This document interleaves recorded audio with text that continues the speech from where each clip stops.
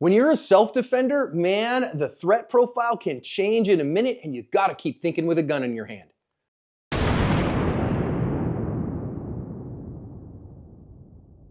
Hi everyone, welcome to today's research-informed defensive lesson here at Active Self-Protection. I'm your host, John Correa. Today is an interesting one. It involves we're in Farmington, New Mexico on this one. It involves San Juan County, New Mexico sheriff, the elected sheriff, involved in an off-duty incident that's kind of quasi-law enforcement, but I'm doing it here solo. I think it's got some great lessons for us. Magtech is the only freedom seed I use on the range. I personally have over 100,000 rounds downrange of Magtech, and it's unbelievably reliable, very accurate, and a great value. Pick some up for your next range trip wherever you shop for range supplies. Backstory here is the guy in this car that's on screen has been driving erratically and aggressively around people, ran a stop sign, and he was being followed. He was observed by the county sheriff, who was off duty and in his personally owned vehicle and in his civilian clothes. And so the sheriff saw that, started following him, started calling him in, and then the guy saw the guy following him. Again, it's just a big white pickup truck, big dually, and he pulls into this parking lot and is frustrated about the guy following him. Again, if you go read the news story, this guy was on his way to a counseling appointment. He's got some serious mental health issues here. So as the sheriff comes out, the guy comes out with a pipe at the sheriff, and as he does, the sheriff points a gun at him, does show him his badge and say, "Hey man, I'm the sheriff, stop." So as he comes up to the guy's dog jumps out of the car and runs at the sheriff, and the sheriff does shoot the dog twice, fatally, which pisses the guy off, but at least he throws the pipe he had in his hand in the other direction, and then he gets on the ground. Now, the district attorney looked at all this and declared the sheriff's actions justified. I mean, especially in their county, a sheriff is always on duty. He's an elected official. He's performing a perfectly legitimate law enforcement function, even though he is not in a marked vehicle. He did identify himself. And that dog running at him, we'll talk about it in the lessons, is absolutely a threat of great bodily injury to him, even though the community really had some real significant questions about it. We'll talk about it in the lessons, okay? I think it's particularly interesting, the news story in the description, that this guy, they ended up letting him plea down to an assault charge rather than aggravated assault and to the traffic violations. And he admitted fault in that. And the sheriff actually showed up at his sentencing and offered him support. Hey man, how can we help you to get back on your feet? How can we help you get to your counseling appointments, overcome your substance abuse issues that he's had in his past, and become a productive member of society? And that's pretty good stuff from the sheriff. All right, I know this one's gonna engender a lot of strong emotions because was the guy okay to get out of his car? He gets out with a pipe, what's going on there? The sheriff's not in a marked car, but man, I think there's a lot of moving parts here for us to think about in the lessons. How about you? I want to make a quick differentiation here between a law enforcement officer and a private citizen. If you see somebody driving like an idiot as a private citizen, which can happen, right? This guy was driving aggressively and recklessly and running stop signs and stuff. Call it in and just stay away from the guy. Maybe follow him just long enough to get his license plate and to see which direction he's heading. And then call him in to 911 and then leave him alone, because you don't want to end up getting in non-mandatory gunfights. You don't want to get into optional gunfights. Police officers, they're always, they always have jurisdiction. They always have their commission as an officer. But I know plenty of cops that they go, hey man, I'm not on duty. And unless they see somebody's life actively at risk, I ain't doing cop stuff. The most I'm going to do is call it into dispatch, give them my badge number, tell them what I saw, and have them send a uniform out to them. Because I don't think this guy would have been quite so pissed off if it was a uniform vehicle. Again, I'm not faulting the sheriff here for this, but remember that mission difference, right? As a private citizen, man, just call it in and then stay away from the guy. You don't want to get in a road rage with this guy. Now, given the fact that maybe that's how somebody would handle this, that like, hey, I'm going to follow you around, tell you can't be an idiot. I also recognize that our guy here, he was driving like a moron, okay? And so I don't justify anything that he did. But given that, could I see this guy, hey, wait a minute, somebody's following me. That's just a big white dually pickup truck. And I'm worried that he wants to hurt me because, I was driving fast to get to an appointment. Yeah, maybe. But coming out of the car with a big pipe in hand, that's a great way to get shot in an awful lot of places, friends. And of course, none of that is any good. This is aggressive, road ragey behavior, and all the problem is on our offender here, all right?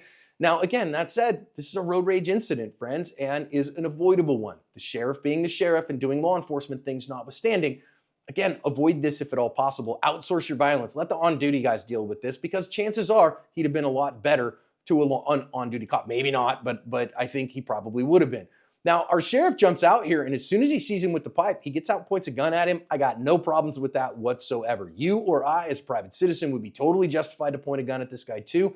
I do want to recognize that if he just stayed in his car with the door locked and the windows up, this guy can't hurt him with the pipe. He can beat up his car, but again, that's just more crimes for him to commit, and you know, your life is not at risk there. But if you've opened the door because you want to give this guy a piece of your mind or something, or in the sheriff's case, he wants to do some law enforcing, and this guy comes at you with a pipe, I think this is a good time to actually draw to a command. Not necessarily, you know, to draw and shoot this guy, though I think you probably can justify it if you say, hey, wait a minute, he's advancing on me with a metal pipe. If he hits me with that pipe, he's going to put me in the hospital. I saw a high risk to myself of great bodily harm. He was closing the distance. He was within 20 feet or so. I didn't have much time, so I shot him. All right, I can justify that, but I think any of us would look at this and go, he probably has a little time here to maybe issue a command, and he did, and that was effective. So there is a time to draw and command even as a private citizen, though those times are very few. Cops do it all the time as part of their job. Very few as a private citizen, but I think this is one of them. Now, he does turn around here, but he is still holding the pipe up. I do like that. The sheriff had his badge out, if you saw that, in his left hand, and showed it to him and announced who he was. Then he tossed the badge and put both hands on the gun. Hallelujah, good job, Sheriff. You want two hands on the gun. If you end up having to shoot somebody, you want two hands on that gun, because that's the best way to shoot quickly and accurately. Accurate, fast fire is best accomplished with two hands on the gun, so get whatever's in your support hand out of it. Even if it's your badge, your wallet, you can pick that stuff up later, right? Get two hands on the gun if at all possible. Again, though, now he is coming out and advancing on this threat. So that guy's backed up, still got a pipe in his hand, and the sheriff is walking him down. I would strongly recommend against this for the private citizen. Remember, the mission of a private citizen is to break contact with a deadly threat. Guy ends up being a deadly threat, you point a gun at him, he starts backing up, cool, back in the car, hit reverse, get the heck out of there, and again, call the cops. Thankfully, this one was caught on a surveillance video so that we can see what happened. But if your dash cam is recording, or even if it's not recording, get out of there and let the on-duty cops deal with it. He is advancing on it because he's a cop and he's doing law enforcement mission, which is to take bad guys into custody and to get them out of society and end threats to the community. So different mission means different tactics, techniques, and procedures. Which one are you? If you're a private citizen, break contact. If you're a cop and you're off duty, well, maybe you decide what's the best for you. Now, I also want to say here, you notice what our officer did is now the threat changes because the guy's bulldog comes out of the car at him. And this is all shifting in just a moment. So what he said in the intro, right? The threat profile just shifts from second to second. And I don't think our sheriff had even seen that there was a dog in the car. Even if the dog was barking, there's a good chance the sheriff wouldn't have heard it because of auditory exclusion. So now that dog is only about 6 to 8 feet from him, something along those lines. You could just barely see the outline of the dog over the trunk of the lid of the car. And so now the sheriff has to act. This is a half second before the sheriff shot. Is this reasonable? Is the sheriff is there objective reasonable evidence here that the sheriff is at immediate risk of great bodily harm? Yes. A dog bite puts people in the hospital all the time. That's a good-sized dog charging at him. And is that dog, would a reasonable person think that dog is going to bite me? And even if he bites me on the leg, on the calf, that is going to put me in the hospital. That is great bodily injury. That's going to need stitches. That could lead to sepsis. I am definitely going to lose the use of that limb for a significant amount of time. That meets the standard of great bodily injury. The sheriff is justified to stop that threat with deadly harm, and he had his gun in hand to do so. So you're going to see here over that next half second, bang, bang, bang, puts a couple of shots in the dog. And I also want to note that the sheriff backed up. You notice that he gave himself the time by moving his feet. So that was the Dennis Tueler's, the Tueler drill, the Tueler principle, the 21-foot rule is not about how fast can you get a gun out. It's about moving your feet when a deadly threat is closing on you to give you more time, and that time buys you options. So he moved his feet and engaged the threat and ended it well. And is it regrettable? Yeah, heck yeah, it's regrettable, man. It's not great. You don't ever want to shoot a dog. I'm a dog lover. You don't want to do that if you don't absolutely have to. But there's a time when you do have to. And if you're in the ASPA Unlimited app, I can't tell you enough, go watch my testimony in the case of Arizona v. Elliott. And if you go watch that in the ASPA Unlimited app, you see me talk about this.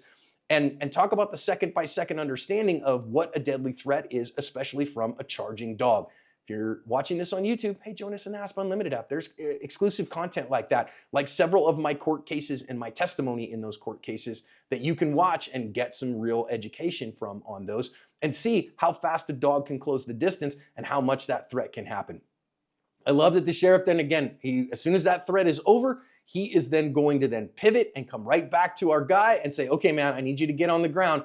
And that guy did get on the ground and, he's mad. And I get it that he's mad, man, you just killed my dog. And to him, that's my pooch. That's my buddy. That's my friend. But to the sheriff, man, that was a deadly threat in that moment. And I think that was very reasonable what the sheriff did here. And I understand why that guy is angry. I also think at the end of things, sometimes we talk about our broken justice system, but from what I've read in the news stories, it really sounds like everybody worked together to get this one right. That this guy was on his way to his counseling appointment. He did have a felony drug conviction at 18 years old and nothing more after that. Had some serious issues with his mental health, but he was kind of trying to get it back on track and struggling to do so. And that maybe led to his erratic behavior. And so, we got to acknowledge the wrong here. We got to acknowledge the traffic violations. We got to acknowledge that you charged at the sheriff with a pipe in your hand, and that could be aggravated assault, but we'll let that plead down a little bit and we'll get you the help you need. And I just want to really commend the sheriff for being there at that and offering this man help instead of condemnation and saying, hey, we want to be a good member of our community and I want to help you to be a good member of the community. How do we not have this challenge ahead? Because my guess is the sheriff feels bad about shooting the guy's dog. Not that he didn't have to, but that it's just a crappy thing that's your beloved family pet. And I'm the guy who ended its life and I don't like that. And I want to, do my best to do right by you and good to the sheriff on that. It's a terrible thing that the dog lost its life, but again, man, sometimes these are the things that happen. I think it's eminently justifiable. I commend the sheriff on trying to be a good guy afterwards, and I commend this man who did wrong and owned his crap and is trying to make it better. I think this was a good outcome at the end of the day, and the sheriff covered his ass.